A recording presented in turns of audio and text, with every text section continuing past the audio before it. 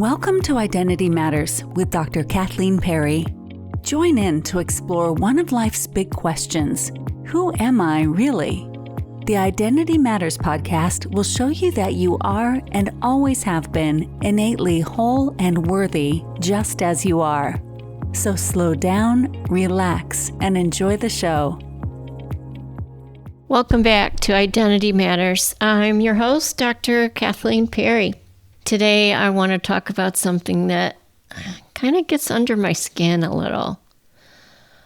When a client sits across from me and says, "Oh, I'm just a procrastinator," like it's a diagnosis, like that's just how they are, like it's something baked in, and they've been managing it their whole life. No, that's not what's happening. That's not who you are. You're not a procrastinator. You're a person who is wanting to avoid a feeling. And that's something completely different. Now, I do want to say that sometimes there's a task or a thing that you do want to get done, and there are other things that are priorities. So that can be another reason that you're not doing the thing. But today, what I want to talk to you about is avoiding a feeling, because that's something entirely different. And when you see that, it's going to be powerful. So there's a task that stays on your list, or a conversation that you keep finding reasons to postpone. Or there's a decision that feels stuck, even though you have all the information you need. You might be telling yourself, I need to research this a little more. I need some more information. I do that. I used to do that a lot. I didn't want to get it wrong, so I had to gather more information, when in fact, I had enough information to make the decision or do the thing. So you know the one I'm talking about. And you've probably told yourself that it's a discipline problem or a motivation problem or some kind of flaw that you've been just dragging around as who you think you are for all these years. And I wonder if when you get quiet, you don't really believe that either. So, like I said, sometimes the thing just isn't really a priority, and that's fine. That's just honest, but that's not what we're talking about.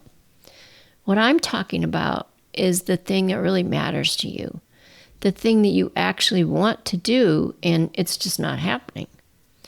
Because when something important keeps not happening, the story we tell ourselves is almost always about logistics.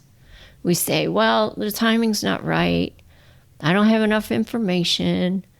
I need to think about it some more. I need to run it past a couple friends. I'm waiting until I feel ready. And sometimes that's true. But sometimes, if you get really honest, what's underneath it is a feeling that you don't want to have. You think doing the thing is going to result in a feeling. And again, this may really be even not conscious, but you know that there's a potential feeling that you might experience if you do the thing, make the phone call, make the decision, could result in something that feels like disappointment or embarrassment if you don't get it right or perfect. That's me. Or grief. You have the conversation and, the friendship goes in a different direction. There's a feeling of vulnerability when you do the thing, make the decision, have the conversation. You might feel rejected. Whatever it is for you, doing the thing would mean that you're going to feel something. And there's a part of you that's quietly decided that the feeling is a reason to wait. And here's this kind of assumption underneath that. And it's one that I think many of us and probably you haven't really examined what's underneath it. We assume that the feelings are gatekeepers, that discomfort means stop, that if you're feeling anxious now, it means don't do the thing yet, or that there's some kind of dread there that you're feeling or afraid to feel, and then that means there's something wrong with the plan. But often what we've been doing is treating our feelings like they have this veto power over our lives, as if they have the power to grant permission before we're allowed to move on something.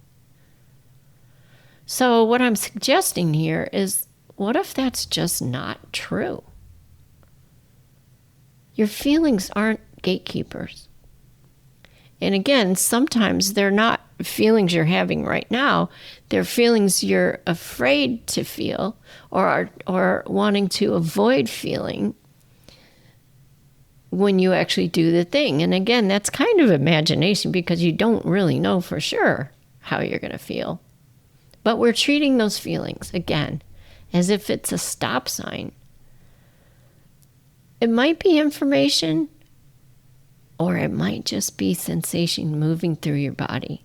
And we've labeled it and interpreted it and kind of turned it into this whole big story about what's possible for us. But that was never actually in charge of your decision. It never had the vote. We've been handing it over. We've been handing over the decision to those feelings like it does get a vote. So I want to be really careful here, because you might be thinking that I'm about to say, well, just feel the feeling, feel the fear and do it anyway. I think there was a book. Feel the fear and do it anyway, something like that. That's not what I'm saying. Even though that advice, that book was very well intentioned, it still treats the feeling as if it's an opponent, as if you're doing this thing in spite of something. And that's not what I'm talking about at all.